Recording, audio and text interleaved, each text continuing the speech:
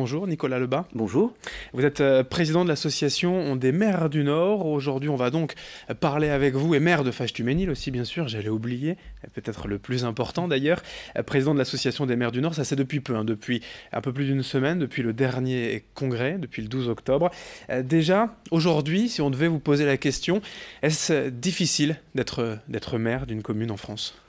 Je vous mentirais en vous disant que c'est facile, mais c'est d'abord et avant tout passionnant, parce que c'est conduire un projet pour un territoire, pour une population, et quand on a la chance de pouvoir inscrire son action en plus dans la durée, c'est particulièrement gratifiant. Pourquoi être devenu ainsi président de cette association des maires du Nord? Quelle est Écoutez, la je volonté? suis devenu maire de l'association des maires du Nord le 12 octobre dernier, effectivement à l'occasion du congrès à Douai, dans une circonstance un peu particulière, puisque c'était suite au décès de notre président Patrick Masclet, qui était l'ancien maire d'Arleux, qui était très, très apprécié, très respecté par la communauté des maires du Nord, et il est décédé prématurément là au mois de juin, et donc mes collègues ont décidé de me faire confiance pour lui succéder. Le ministre de l'Action et des Comptes Publics, le nordiste, Gérald Darmanin, était présent à Douai, à Gaillante Expo, lors de ce congrès des maires du Nord, pour tenter de vous rassurer suite à la baisse enregistrée ces dernières années des dotations de l'État. Les maires sont préoccupés tant que ça aujourd'hui? Oui, préoccupé, le mot est faible.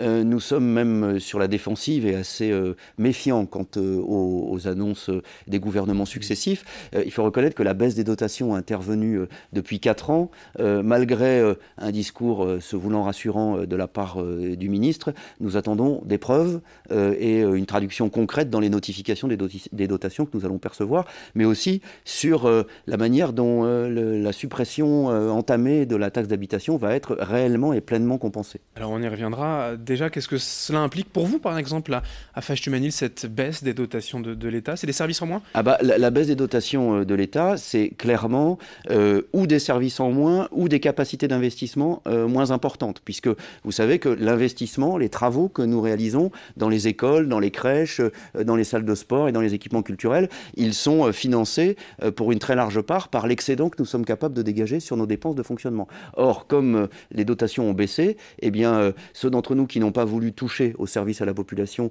eh bien, ont vu leur capacité d'investissement significativement réduite. La volonté quand même de l'État et des comptes publics de réduire un peu la voilure, de faire des économies, c'est légitime tout de même selon vous? Mais oui, sauf que faire des économies sur le dos des communes, c'est ça qui est illégitime. Parce que les communes, elles n'ont pas le droit, elles n'ont pas la capacité juridique de voter des budgets en déséquilibre, là où l'État, lui, vote des budgets en déséquilibre depuis des décennies. Et donc l'État, on a l'impression qu'au fond, il s'impose des règles d'équilibre budgétaire sur le dos des communes, et c'est ça que nous ne comprenons pas et que nous ne voulons pas accepter. Alors vous avez à peu près 16 000 habitants, je crois, à 18 000 au000 dernier comptage, voilà. Vous ne pouvez forcément pas tous les voir. C'est dans les petites communes, peut-être que les maires sont le plus confrontés justement à ces baisses de dotations. Ils sont en première ligne. Les maires, souvent dans les petites communes de village, sont souvent confrontés un peu à tous les problèmes. Elles sont appliquées à due proportion de la population. La réalité, dans les communes de taille plus modeste, je dis toujours, il n'y a pas de petites communes, il y a que de petites ambitions. Généralement, les communes qui ont moins de population ont des territoires néanmoins assez importants, notamment au milieu rural, et donc ça nécessite des moyens. Il y a les moyens financiers, mais il y a aussi les moyens humains, l'expertise, la compétence, dont les petites communes sont effectivement moins dotées. J'ai la chance, en tant que maire d'une commune de 18 000 habitants, d'avoir des cadres qui peuvent m'accompagner face à une complexité juridique et administrative qui est de plus en plus importante. La question, c'était vraiment de se dire que les maires de ces communes rurales sont vraiment confrontés, enfin, je veux dire, à un travail assez harassant, parfois 7 jours sur 7. Ils sont responsables d'un peu de tout, en fait, dans ces communes. Harassant, ceux qui perdraient de vue l'objectif final le jugeraient harassant, mais je vous dis encore une fois, il est absolument passionnant. Néanmoins, c'est vrai que le rôle de l'Association des maires du Nord, c'est aussi d'être à l'écoute de ceux de nos collègues qui sont dans des communes qui ont peut-être davantage de moyens, pour regarder comment faire, pour être à leur côté, les accompagner lorsqu'ils ont une difficulté particulière, un besoin de formation, et créer vraiment un lien de solidarité entre les 650 maires du Nord. La fin de la taxe d'habitation, la fin annoncée de cet impôt local. Par exemple, vous concernant également à Fâche-Tuménil, ça sera une baisse de revenus significative? Alors, le ministre nous a annoncé que la suppression progressive sur 3 ans de la recette de taxe d'habitation allait être compensée en totalité. Néanmoins, lorsque la composition de la population du contribuable local est différente d'une commune à l'autre, avec des contribuables qui sont dans certaines communes plus privilégiées financièrement et d'autres qui le sont moins, l'impact sera nécessairement différent.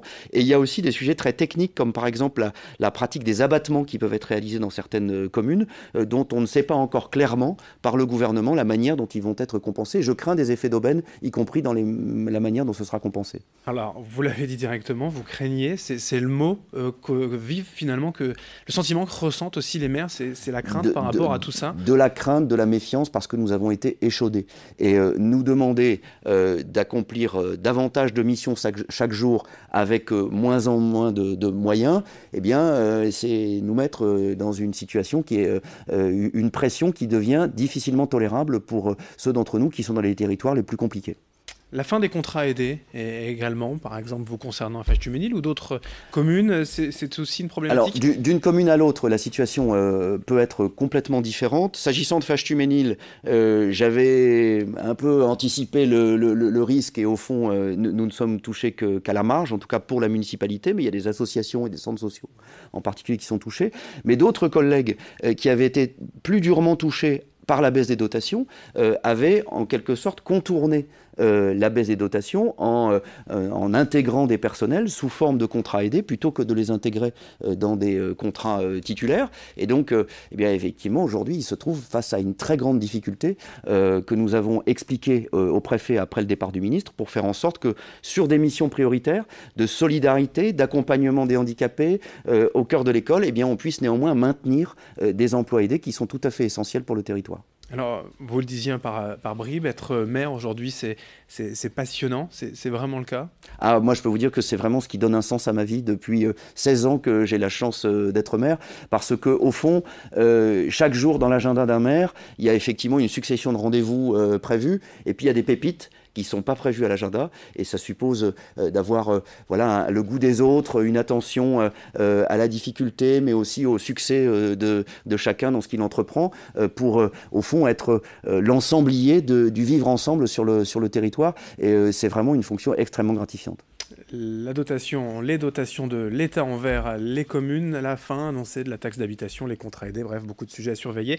Merci Nicolas Lebas, maire de Fâche-Tuménil. Merci de votre accueil. Et président de l'association des maires du Nord d'être venu aujourd'hui pour nous parler. Merci à vous de nous avoir suivis. Dans un instant, la suite dont vos prévisions météo.